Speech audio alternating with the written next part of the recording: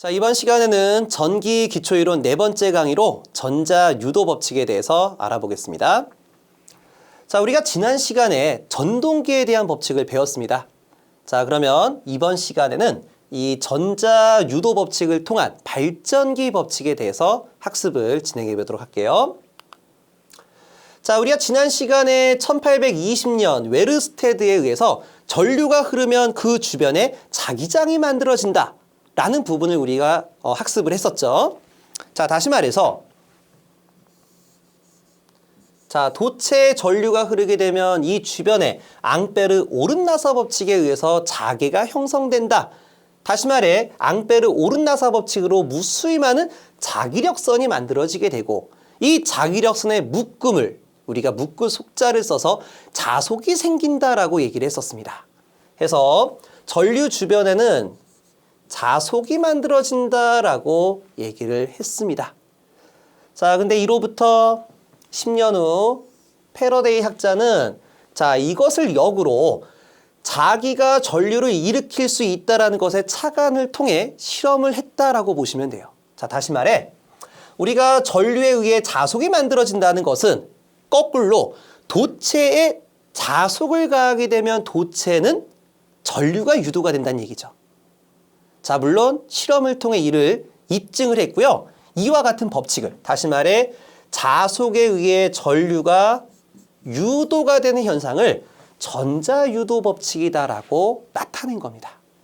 자, 그렇다면 이 패러데이가 했던 실험에 대해서 한번 보도록 하겠습니다. 자, 패러데이는 이 자속에 대한 변화율을 주게 되면 당연히 이 단자 쪽에 전압이 형성돼 전류가 흘러갈 것이다 라고 판단하게 되는 거죠.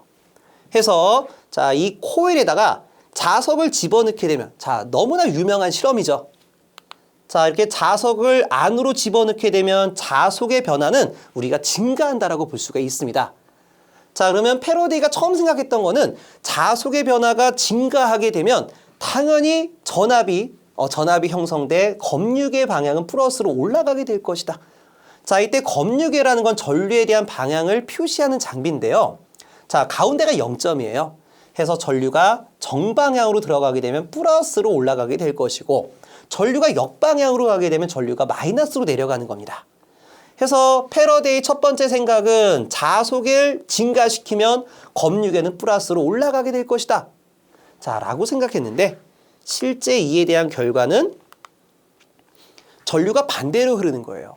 전류가 정방향으로 들어가 검유계가 증가하는 것이 아니라 전류가 반대로 흘러 검유계가 내려간다는 얘기죠. 자, 그뿐만 아니라 우리가 이 자속의 운동을 가운데로 멈춰서 자속의 변화율을 주지 않으니까 검유계가 다시 0점으로 돌아간다는 얘기예요.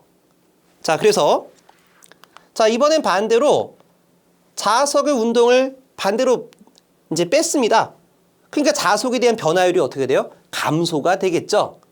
자, 그랬더니 이번에 검유계가 올라가진다는 얘기예요. 다시 말해 전류가 정방향으로 들어가는 것을 알 수가 있다라고 보시면 되는 겁니다.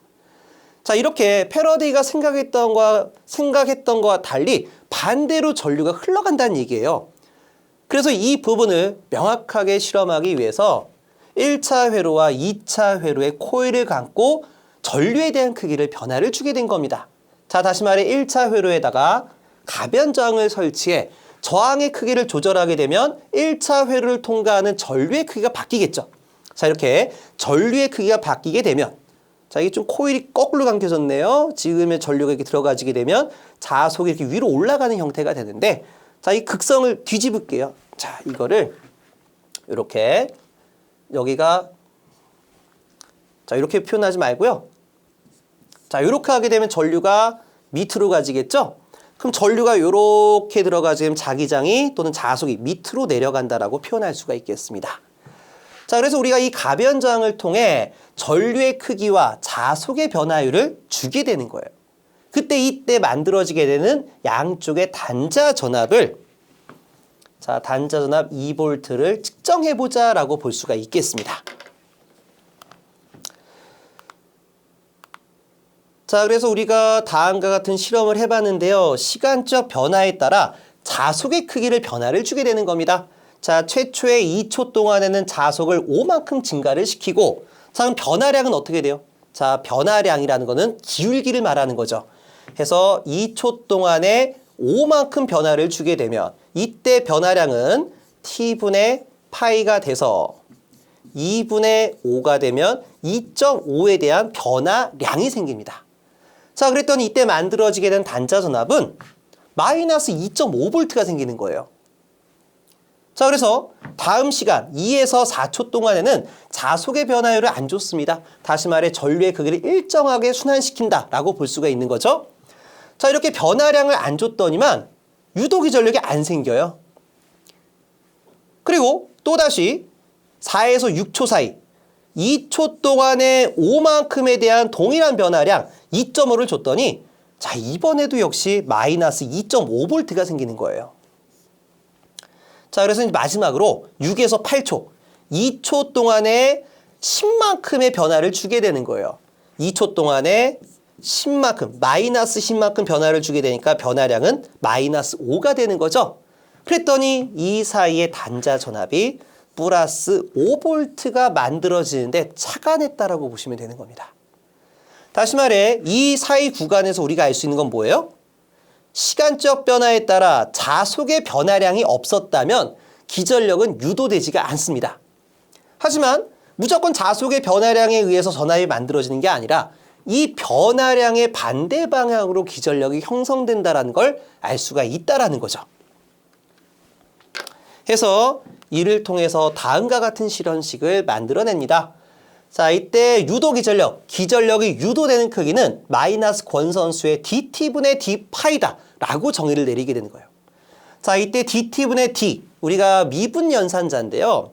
자, 미분 연산자라고 해서 수학적으로 접근하지 마시고 그냥 언어적으로 접근하시길 바라겠습니다. 자, dt분의 d라는 거는 변화량을 나타내요. 단, 뭐에 따른 변화량? 시간에 따른 변화량을 나타냅니다. 해서 시간적 변화에 따라 자속 파이의 변화가 생기게 되면 유도기전력이 만들어지는데 이때 유도기전력은 변화량의 반대 방향으로 만들어진다. 자, 이렇게 플러스 변화량에 대해서 마이너스 2.5V로 마이너스 변화량에 대해서 플러스 5V가 생겨진다라고 해석하시면 될 것 같아요. 자, 물론 이때 2차 회로에 코일을 많이 감게 되면 자속에 대한 변화량이 증가하겠죠. 왜? 코일마다 이 도체 하나하나마다 도체변 하나하나마다 자속이 다 끊어질 거 아니에요. 자속이 통과할 거 아니에요. 그러니까 이 전부 다 코일마다 기전력이 형성되는 거고 이때 이 코일은 자, 이걸 하나의 도체라고 따지게 되면 이 도체가 전부 다 직렬로 접속된 것 같기 때문에 전압은 그거만큼 증가가 되는 거예요. 자, 그래서 유도기전력은 권선수에 비례하게 될 것이다 라고 볼 수가 있는 겁니다. 자, 물론 이 실험식은 패러데이에 의해서 만들어졌다기보다는 자, 이 세 사람에 의한 실험식이 되는 겁니다. 자, 그렇다면 이때 패러데이가 한 거는 뭐냐? 전자유도 법칙을 발견한 학자다라고 볼 수가 있어요. 그래서 시간적 변화에 따라 자속의 크기가 변화하게 되면 유도기전력이 발생하게 된다. 기전력이 유도가 된다. 라는 법칙을 찾아낸 사람이에요. 자, 그렇다면 노이만은 뭐냐? 자, 노이만은 이 전자유도 법칙을 수학적으로 증명한 사람입니다. 다시 말해 유도기전력의 크기를 만들어낸 사람이고 직접적으로 이 공식을 창시한 사람이에요. 그래서 유도기전력이는 마이너스 권선수의 dt분의 d파이다. 이 공식을 만들어낸 사람이 바로 노이만이 되겠습니다. 자, 그렇다면 렌츠는 누구냐? 자, 렌츠라는 건 이 마이너스를 뜻해요. 그래서 마이너스는 의미는 뭐죠? 자속의 변화율의 반대 방향으로 기전력이 유도가 된다. 자, 다시 말해 이 유도 기전력의 방향을 실험한 사람이다라고 볼 수가 있겠습니다. 그래서 우리가 시험에 유도 기전력의 방향을 나타내는 법칙은 뭐냐? 그럼 렌츠의 법칙이다 라고 쓰시면 될 것 같아요. 그래서 이 세 학자에 의해서 이 공식이 만들어졌기 때문에 우리가 패러데이, 로이만, 렌츠의 실험식이다 라고 표현을 해주고 있습니다. 자, 그럼 세 번째로 플레밍 오른손 법칙 한번 표현해 보도록 할게요. 자, 이 플레밍의 오른손 법칙은 우리가 앞에서 패러데이 전자 유도 법칙을 조금 변형한 공식이에요. 그러니까 패러데이 전자 유도 법칙과 플레밍의 오른손 법칙은 같은 식이다 라고 보시면 될 것 같습니다.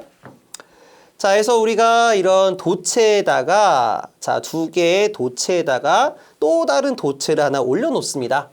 그리고 이 사이에다가 막대 자석을 위치하게 되면 자, 여기가 N극, 여기가 S극이라고 볼 수가 있겠죠? 그러면 N에서 S극으로 수많은 자속 밀도가 올라가고 있는 거예요. 자, 패러데이 법칙과 다시 말해 유도기전력 공식과 이 플레밍 오른손 법칙을 좀 구분해 볼까요? 좀 구분하면 이렇게 볼 수가 있어요.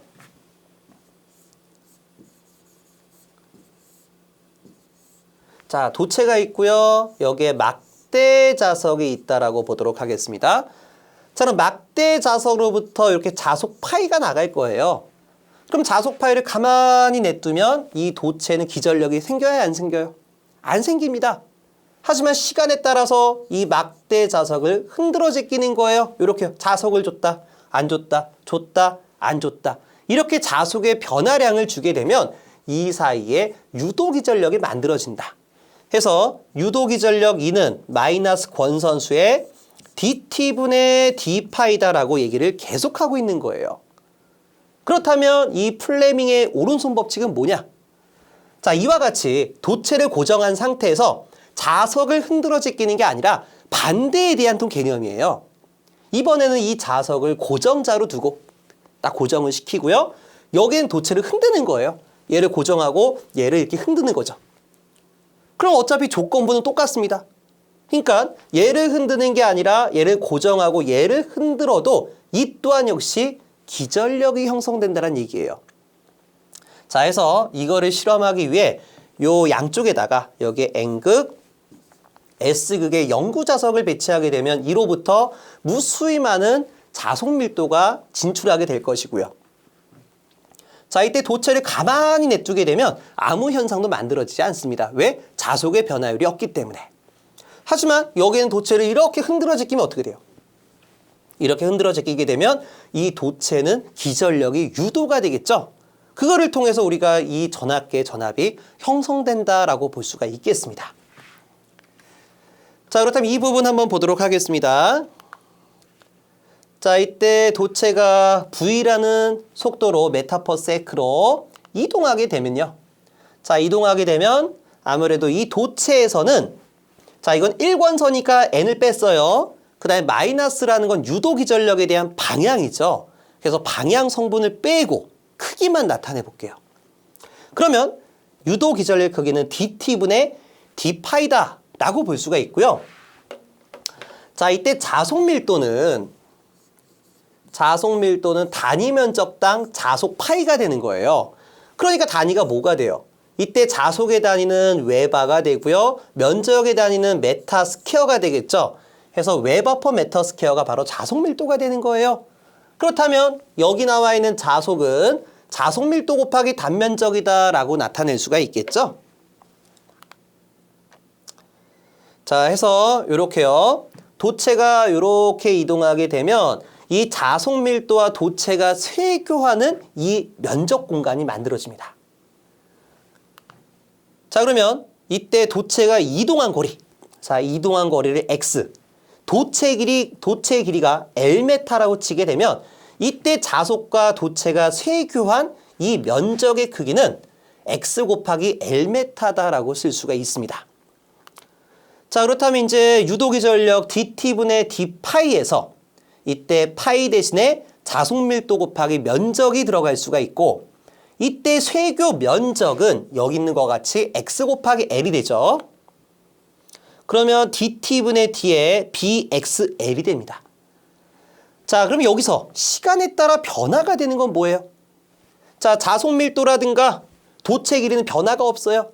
이때 변화가 되는 건 뭡니까? 도체의 이동거리 x가 되는 거예요.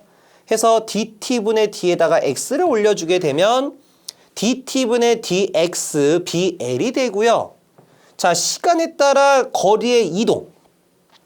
자, 시간에 따라 이동한 거리량은 우리가 속도라고 표현하겠죠? 해서 dt분의 dx를 우리가 속도 v로 바꿀 수가 있다. 자, 이때 x가 메타가 되고 그 다음에 시간은 세크가 되니까 메타 퍼 세크는 속도가 되는 거죠. 그러니까 우리가 dt분의 d파이라는 유도 기전력을 쭉 풀었었더니만 VBL이라는 공식을 유도할 수 있다. 자, 이렇게 만들어진 공식을 플레밍의 오른손 법칙이다라고 나타내고 있습니다. 자, V는 뭐예요? 도체의 이동 속도, 운동 속도가 되는 거죠. B는 자속 밀도, L은 도체의 길이가 됩니다. 자, 그렇다면 이제 우리가 이 마이너스, 자, 유도기 전력에서 마이너스 권선수의 dt분의 d파이가 되는데 이때 이 방향성 성분은 우리가 어떻게 나타낼 거냐. 이 방향성 성분은 여기에 나와 있는 것처럼 오른손을 통해서 우리가 나타낸다라고 보시면 돼요. 자, 우리가 어렸을 때부터 플레밍의 법칙, 왼손 법칙과 오른손 법칙이 있다. 해서 우리가 왼손은 전동기의 법칙, 오른손은 발전기의 법칙이다라고 많이 얘기했고요. 또는 우리가 FBI라고 해서 우리가 FBI 쌍권총 이렇게 많이 학습을 했었죠. 그렇다면 우리가 오른손에서 FBI에 대한 개념을 어떻게 잡냐? 자, 이때 B는요, 자속 밀도가 되겠고요. F는 힘이잖아요. 힘을 가하니까 도체가 운동하는 거예요. 해서 운동할 때 속도 V가 바로 이 엄지가 되겠고요. 중지는 우리가 I라고 했어요. 이 I는 뭡니까? 유도 기전력에 의해 흐르는 전류에 대한 방향이 될 것이다 라고 볼 수가 있는 겁니다. 자, 그러니까 이제 우리가 여기다가 한번 설정을 해볼까요? B가 위로 올라가지고요. 그 다음에 속도가 오른쪽으로 진행되고 있습니다. 그럼 유도 기전력은 어디로 생기는 거예요? 유도 기전력은 앞쪽 방향으로 생겨서 전류가 이렇게 형성되는 걸 알 수가 있어요. 다시 말해 이거는 유도 기전력에 의해서 흐르는 전류가 될 것이다. 이렇게 흘러가는 전류가 될 것이다 라고 볼 수가 있겠습니다. 자, 물론 이 관계는요, 우리가 앙페르 오른나사 법칙을 통해서도 알 수가 있어요. 자, 현재 자속 밀도가요, 위로 올라가고 있는데 우리가 패러데이 법칙에 보시게 되면 자속의 변화율의 반대 방향으로 유도 기전력이 생긴다라고 했죠? 그럼 자속의 변화량이 증분이 이렇게 상승하게 되면 유도 기전력은 반대로 형성된다라고 볼 수가 있어요. 그렇다면 이렇게 내려간 상태에서 앙페르 오른나사 법칙을 적용하게 되면 전류가 위에서 아래로 내려갑니다라고 볼 수가 있겠죠? 그래서 이렇게 만들어진 전류에 대한 방향과 우리가 플레밍 오른손 법칙을 통해서 만들어낸 방향은 동일하다는 걸 알 수가 있겠습니다. 자, 그래서 플레밍 오른손 법칙을 정리하게 되면 자개 내에 있는 도체를 V라는 속도로 운동하게 되면 도체에는 유도 기전력이 만들어진다. 자, 우리 지난 시간에 배웠던 플레밍 왼손 법칙과 오른손 법칙을 한번 정리해 볼까요? 왼손 법칙은 어떻게 돼요? 자, 왼손 법칙이라는 거는 자개 내에 뭐가 흐르면요? 전류가 흐르게 되면 도체는 반드시 전자력이라는 힘이 받아진다. 그리고 플레밍의 오른손 법칙이라는 거는 자, 지금과 같이 자개 내에 도체가 뭐랍니까? 운동을 하게 되면 도체는 뭐가 생긴다? 유도 기전력이 생긴다. 자, 이 부분을 반드시 기억하셔야 돼요. 자개 내에 전류가 흐르면 왼손 법칙에 의해서 FBI, 자개 내에 전류가 흐르면 전자력에 대한 힘이 생기고 플레밍 오른손 법칙, 자개 내에 도체가 운동하게 되면 이쪽 방향으로 유도 기전력이 형성돼 전류가 흐른다는 얘기예요. 그래서 이런 부분을 반드시 기억을 해주시길 바랍니다. 자, 그래서 플레밍 오른손 법칙에 대한 정확한 식은 VBL 사인 세타가 됩니다. 자, 여기서 사인 세타 한번 정의 한번 해볼까요? 자, 사인 세타. 자, 사인 세타를 정리하기 위해서 우선 삼각함수를 잠깐 볼게요. 자, 우리가 사인 세타 하면 사인 세타 하게 되면 빗변분의 높이가 되죠. C분의 B. 그러면 코사인 세타 하면 어떻게 돼요? 코사인 세타 하면 C분의 A가 돼요. 자, 그럼 이로부터 우리가 밑변 A를 구하기 위해서는 어떻게 해야 돼요? C를 넘겨서 C 코사인 스타가 돼요. 그렇다면은 높이 B를 구할 땐 어떻게 해요? C를 넘겨서 C 사인 세타가 되는 거예요. 자, 우리가 전기를 할 때는 이런 기초 삼각함수에 대한 룰을 잘 아셔야 됩니다. 자, 이 사인과 코사인이라는 거는 그냥 방향에 대한 상수예요. 방향. 직각삼각형에 대해서 밑변의 길이 A를 구할 때 C 곱하기 코사인 세타라는 상수를 곱해준다라는 개념이고요. 높이 B를 구할 때는 빗변 곱하기 사인 세타라는 상수를 곱해준다는 얘기예요. 그래서 수직에 대한 방향을 구할 땐 사인, 밑변, 횡축에 대한 길이를 구할 때는 우리가 코사인을 곱해준다 라고 보시면 됩니다. 자, 그렇다면 이제 우리가 이 플레밍 오른손 법칙에서 이렇게 한번 해볼까요? FBI라고 그랬죠. 이 플레밍의 왼손과 오른손에 대한 기준은요, 반드시 세 손가락이 90도에 대한 위치를 가져야 돼요. 해서 B와 속도가 반드시 수직 방향에 대해서 여기에 직각 방향으로 유도 기전력이 만들어지는 거예요. 그러니까 자, 이 플레밍의 오른손 법칙의 조건은요, 자속 밀도와 속도는 반드시 90도를 이루어야 된다. 자, 근데 이건 이론적인 부분이잖아요. 반드시 자속 밀도에 대해서 도체 운동 방향이 90도로 끊어지라는 법은 없습니다. 운동 방향이 B에 대해서 이렇게 세타만큼으로 끊어질 수 있는 거예요. 그렇다면 우리가 이때 V에 대해서 수직하는 V'을 한번 구해보게 되면 어떻게 돼요? 자, 여기서 우리가 직각삼각형을 만들어낼 수가 있겠죠? 그렇다면 여기에 있는 세타각은 여기에 억각이 될 것 같아요. 이렇게. 그러면 여기에 직각삼각형이 만들어지겠죠? 이때 빗변의 길이가 V가 되고요. 높이에 해당하는 부분이 V'입니다. 우리가 앞에서 직각삼각형에 보셨던 것처럼 직각삼각형의 높이 V'을 구할 때는 빗변 곱하기 무슨 세타요? 사인 세타다라고 얘기했어요. 자, 이 부분이 조금 어려우시게 되면은 우선은 그냥 그런가 보다 하고 넘기시는 것도 하나의 방법이에요. 자, 다시 한번 정리하게 되면 우리가 이 사인 세타가 들어간 이유가 바로 뭐다? 우리가 플레밍 오른손 법칙을 적용할 때는 반드시 B와 V가 몇 도의 각도를 가져야 된다? 90도의 각도를 가져야 되는데 항상 90도로 운동할 수는 없어요. 그래서 소정의 세타각으로 운동했었을 때 이때 세타각의 V를 수직 방향으로 바꾸려고 하다 보니까 뒤에 뭐가 붙는 거예요? 사인 세타라는 상수가 붙는다라고 생각을 해주시길 바라겠습니다.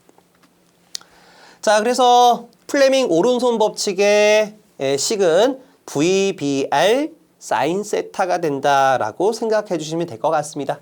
이때 V는 도체 운동 속도, B는 자속 밀도, L은 도체 길이, 그리고 세타는 속도와 자속 밀도가 이루는 사이각이다라고 생각해 주시면 될 것 같아요. 자, 그래서 우리가 발전기에 대한 개념을 한번 가져보도록 하겠습니다. 발전기. 우리가 N극과 S극, 영구자석 사이에 자, 이렇게 D극자로 만들어진 도체를 집어넣어 보도록 할게요. 그럼 당연히 N에서 S극으로 자속 밀도가 항상 형성이 되겠죠? 자, 그렇다면 우리가 여기에 어떤 물레방아를 넣어서 물의 낙차 에너지를 이용해 돌린다든가, 아니 우리가 화석연료를 떼어가지고 압력차에 의해서 노즐에 강력한 압력 증기를 뽑아 돌리게 되는 기력발전, 다시 말해 화력발전에 대한 생각을 갖게 되면요, 우리가 외부 에너지에 의해서 여기를 회전시키게 되면 이 도체가 자기네 운동하게 되는 거죠. 그럼 당연히 이 도체는 플레밍 오른손 법칙에 의해 기전력이 유도가 될 겁니다. 자, 그렇다면 이때 유도 기전력에 대한 크기는 VBL 사인 세타가 되고요. 이때에 대한 기전력의 방향은 오른손 법칙으로 만들어집니다. 해서 FBI니까 B가 이렇게 진행할 때 속도가 위로 올라가게 되면 유도기 전력은 앞쪽 방향으로 형성될 것이고, 자, 여기서는 이제 우리가 이 가운데 축을 통해서 이렇게 회전하게 될 거 아니에요. 그러니까 여기 변은 위쪽으로 힘이 작용한다고 하게 되면, 속도가 작용하게 되면 여기는 반대쪽으로 작용하겠죠. 그러니까 비가 간 상태에서 속도가 밑으로 내려가면 안쪽 방향으로 유도기 전력이 형성되는 걸 알 수가 있습니다. 해서 이 부분에서 유도기 전력 VBL 사인 세타가 생기고, 요 도체에서도 VBL 사인 세타가 생기는데, 이때 전류에 대한 방향을 봤더니 같은 방향이죠. 그러니까 여기서 만들어진 전압과 여기서 만들어진 전압이 더해져서 만들어진다. 다시 말해 이 사이에서는 이만큼의 유도기 전력, 이거의 2배에 해당하는 유도기 전력이 만들어지는 걸 알 수가 있을 겁니다. 자, 그래서 우리가 단상교류가 만들어지는 개념을 한번 잡아보도록 할게요. 자, 여기에 N극과 S극의 도체를 두고요. 여기를 도체를 외부 힘에 의해서, 자, 우리가 물의 낙차 에너지라든가 아니면 화석연료를 떼어서 어떠한 압력 증기를 뿜어내는 형태가 돼가지고 얘를 돌린다라고 칠게요. 그러니까 이쪽에, 자, 이렇게 날개를 잡아가지고 물의 낙차 에너지를 만들게 되면 얘를 우리가 수차다라고 얘기하겠죠? 해서 물의 낙차 에너지로 수차를 돌린 형태가 되면 수력 발전이 되는 겁니다. 그리고요, 여기다가 우리가 노즐을 만들어가지고 여기에 화석연료를 떼다 보면 여기는 압력 증기 에너지가 높아질 거 아니에요. 그럼 이 높아진 에너지가 바깥으로 분출이 되면서 여기에 있는 요 물레방아 같은 걸 돌리게 되는데, 이때 증기를 뿜어서 돌리게 되면 우리가 터빈이라고 불러요. 해서 터빈을 돌려 전기를 형성하게 되면 우리가 화력발전 또는 기력발전이다라고 표현할 수가 있는 겁니다. 자, 그렇다면 이제 여기다가 슬립링과 브러쉬를 갖다 껴가지고요, 여기에 부하를 갖다 끼게 되는 거예요. 그래서 얘가 뱅글뱅글 돌려서 여기서 형성되는 전압의 크기를 봤더니, 자, 이거는 이제 플레밍 오른손 법칙에 대한 개념이죠. 자기 내에 도체가 운동하면 기전력이 유도가 되더라. 그래서 유도가 되는 기전력을 우리가 전력 분석기를 통해 측정해 봤더니 다음과 같은 정형파 사이클이 만들어지는 겁니다. 자, 그렇다면 이 정형파 사이클이 만들어지는 개념을 보도록 할게요. 자, 이쪽에 N극과 S극, 자, 앞에 보시면 N극과 S극이 있고요. 그리고 이때 도체의 방향에 대해서 이쪽에 도체 모양을 이렇게 그려봤습니다. 자, 그렇다면 이제 우리가 유도기전력 공식 VBL 사인 세타에서, 자, 첫 번째 도체가 아래쪽으로 힘을 받아 운동한다라고 칠게요. 자, 아래쪽 방향으로 운동한다라고 치도록 하겠습니다. 그렇다면 자속 밀도와 도체 운동 방향이 같죠? 그러면 둘 사이의 사이각이 몇 도예요? 0도가 되는 거예요. 0도. 그러면 사인 0도는 얼마예요? 사인 0도는 제로가 되겠죠? 해서 이렇게 자속 밀도와 도체의 운동 속도 방향이 같으면 유도기 전력은 만들어지지 않습니다. 해서 이 지점은 0V가 되겠어요. 자, 그리고 도체가 조금 이렇게 회전을 하게 되는 거죠. 이 사이에서 도체가 막 도는 건데, 자, 이제 45도 각도만큼 틀어져서 돌게 되면 이때 자속 밀도와 도체 운동 속도 방향은 45도만큼 각도를 가질 거예요. 그렇다면 VBL 사인 45도가 되는데, 사인 45도는 2분의 루트 2가 되는 거죠. 자, 사인 45도는 2분의 루트 2가 됩니다. 해서 VBL 크기에서 2분의 루트 2만큼에 대한 크기로 전압이 형성됩니다. 자, 그럼 또다시 45도 돌아서 이렇게 수직으로 세웠다라고 볼게요. 그럼 그때 운동 방향을 보시게 되면 자속 밀도와 도체 운동 속도에 대한 방향은 몇 도가 됩니까? 90도가 되는 거죠. 그러면 VBL 사인 90도가 되고요. 사인 90도는 얼마가 돼요? 1이 되는 거죠. 1. 그래서 이때 유도기 전력의 크기는 VBL이 만들어져요. 해서 90도일 때 유도기전력의 최대값이 형성된다라고 보실 수가 있는 겁니다. 자, 그렇다면 이제 조금만 더 돌아서 90도를 넘어 135도로 가져가 볼게요. 135도를 가져가게 되면 사인 135도 찍으면 2분의 루트 2가 돼요. 다시 말해 여기 사인 45도 근방과 같은 크기가 되는 거죠. 그래서 2분의 루트 2 값으로 크기가 줄어드는 걸 알 수가 있어요. 자, 그래서 이제 이번에는 180도 회전을 하겠습니다. 자, 180도 회전하게 되니까 역시 자속 밀도와 도체 운동 방향은 거의 0도, 180도가 되니까 얼마예요? 사인 180도는 0이 되겠죠? 해서 0볼트에 대한 전압이 형성됩니다. 자, 그 다음부터 이제 우리가 도체가 거꾸로 돌아가게 되는데, 자, 이 부분은요.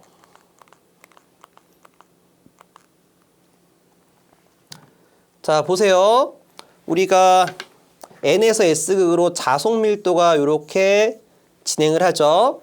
그리고 도체 운동 속도가 이렇게 만들어지게 되면 유도기전력은 어떻게 생깁니까? 자, B가 내려가고 도체 운동이 이렇게 진행되게 되면 안쪽 방향으로 유도기전력이 만들어지죠. 얘는 이쪽 방향으로 운동하게 되는 겁니다. 자, 그러면 반대쪽 방향으로 운동하게 되면 어떻게 돼요? 자속 밀도가 내려오게 되면 B가 내려가고 운동 방향이 안쪽으로 가게 되면 유도기전력은 여기에 반대 방향으로 형성되는 거죠. 그러니까 우리가 운동 방향이 뒤집어지게 되면 유도기전력에 대한 방향도 반대가 되는 걸 알 수가 있어요. 자, 그래서 우리가 이렇게 사인 180도까지 오고 0도, 45도, 90도, 135도, 180도까지 오게 되면 그 다음부터는 거꾸로 도는 거 아니에요. 그러니까 여기서 만들어진 유도기전력이 반대로 형성된다 이런 얘기예요. 아, 여기 그림이 나오네요. 운동 방향이 반대가 되면 유도기전력 방향도 뒤집어진다.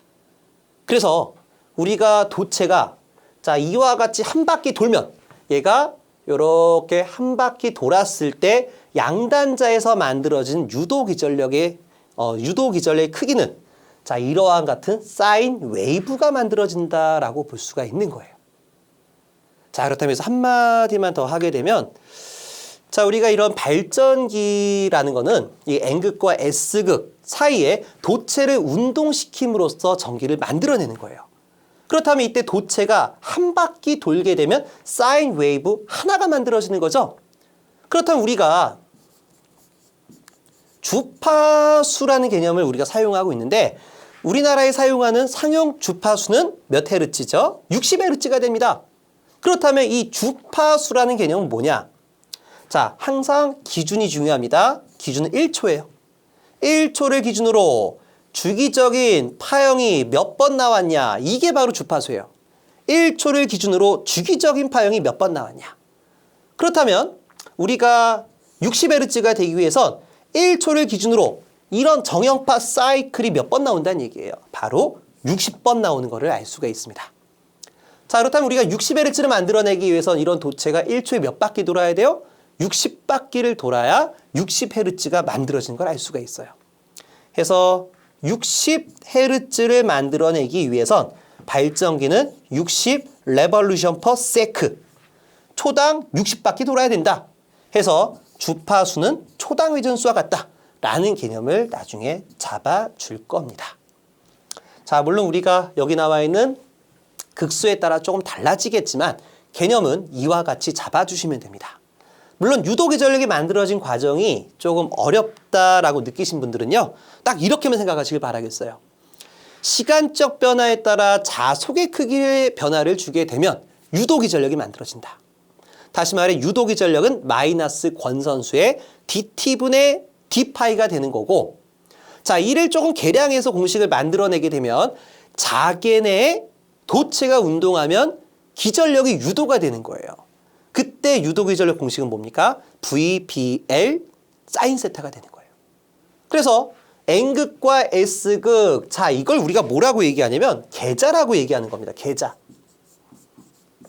이을계자죠. 자기장이 이어진다. 또는 고정돼 있기 때문에 고정자다라고도 얘기해요. 자, 그래서 계자 또는 고정자로부터 자속 밀도를 뿌려주고 있는 상태에서 도체가 운동하게 되면 반드시 유도기 전력이 생긴다. 라고 여러분들이 해석을 해주시면 되고, 얘가 한 바퀴 돌면 그때 파형이 정형파 사이클이 하나가 만들어진다. 라고 이 부분까지 정리를 해주시면 될 것 같습니다. 자, 해서 이번 시간은 여기까지 진행을 하도록 하고요. 다음 시간에는 이렇게 만들어진 이걸 바로 우리 교류파형이라고 얘기하죠. 이렇게 만들어진 교류파형에 대한 표시법을 어떻게 가져가는지. 자, 뭐 결론부터 얘기하게 되면 순시치, 평균치, 실효치 이 세 가지가 있어요. 이 세 가지를 어떻게 나타내는 건지 그 부분에 대해서 알아보도록 하겠습니다.